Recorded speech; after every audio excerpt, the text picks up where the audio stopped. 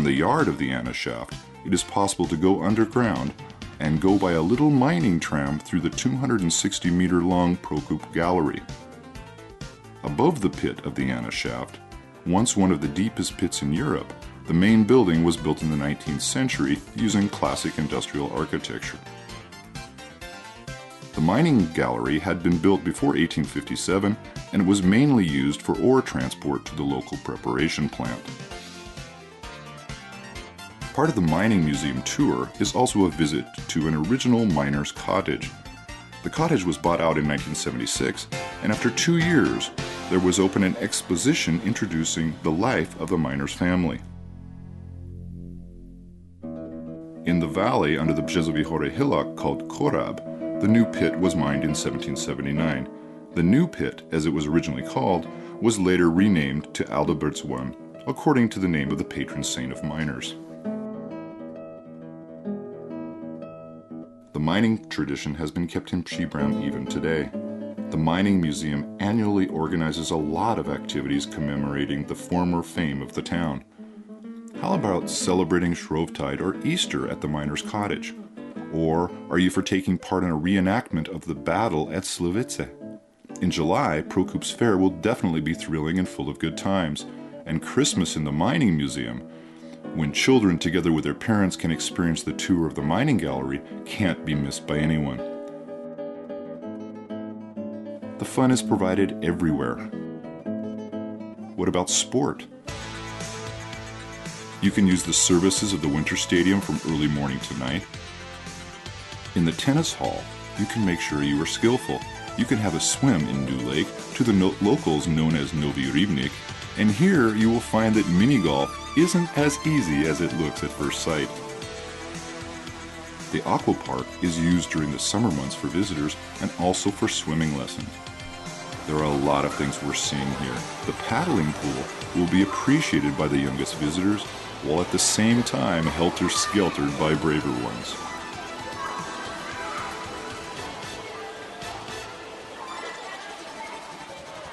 When someone starts to speak about the Tomcats, it doesn't have to be by only a lover of those friendly hairy darlings, but more like a fan of the local extra league volleyball team of the volleyball club Vavax Pribram.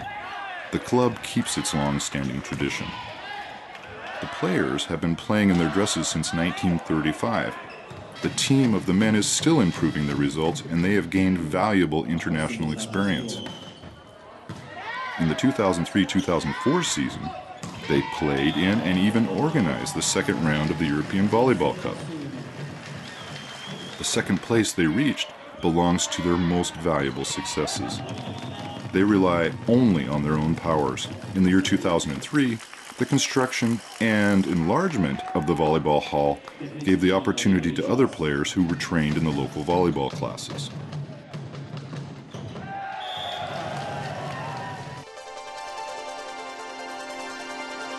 Pribram's football remembers even the better times. The local Marilla Football Club is the successor to the famous Dukla Prague Club, founded as the Athletic Prague Club on the 1st of October 1948. A lot of names have been changed. From Prague Uliska, it moved to Pribram as the Marilla Football Club of Pribram, a joint stock company. It sometimes warms with joy or sometimes fills with grief the hearts of the local fans. The typical colors are red, yellow, and blue, the colors of hope. The hope is that Marilla on its football pitch for 9,100 spectators will be playing combative football full of the goals to the opponent's goal to please its devoted fans.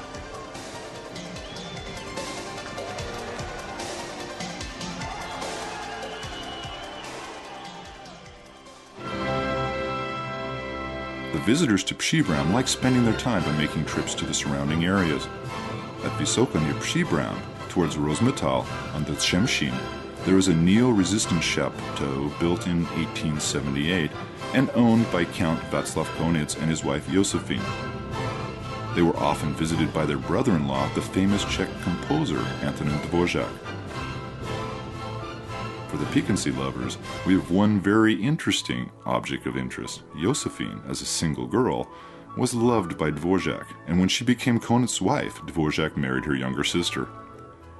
In 1884, Dvorak bought a nearby villa called Rusalka from the Count Konitz, and he spent his leisure time there until his death on May 1st, 1904.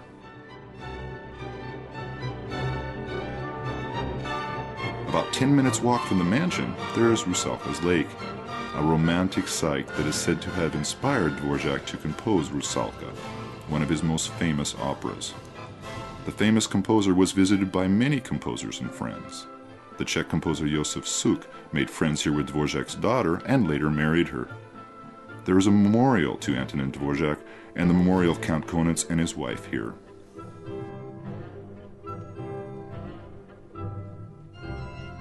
Rozmittal on the Chemshin became the place where in 1780 to 1815 a famous teacher and church organist spent his life. He didn't think out any special didactic method, but his famous Bohemian Christmas Mass won the hearts of the Czechs with its charming music. You can know more about Jakub Jan Ryba and about other interesting places of our origin in the Birdy Memorial. Jakub Jan Ryba is buried in the old Rozmittal Cemetery.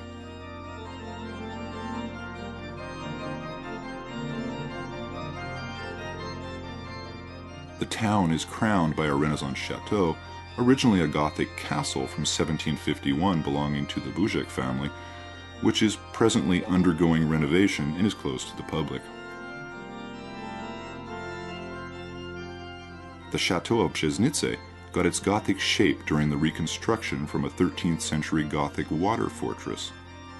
The historic interiors offer a visit of the family galleries and collections. The unique Lokshan Library originates from 1558. The armory and representative dining hall with a nearby park are worth seeing. The river of Vltava, once the most important waterways connecting southern Bohemia with Prague, is nowadays connected by the waterfalls of the dams.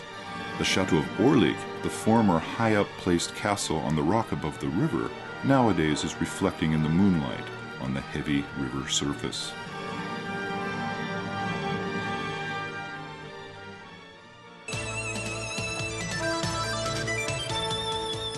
The Pribram district, with its towns, chateaus, and other historical sites, attracts many visitors.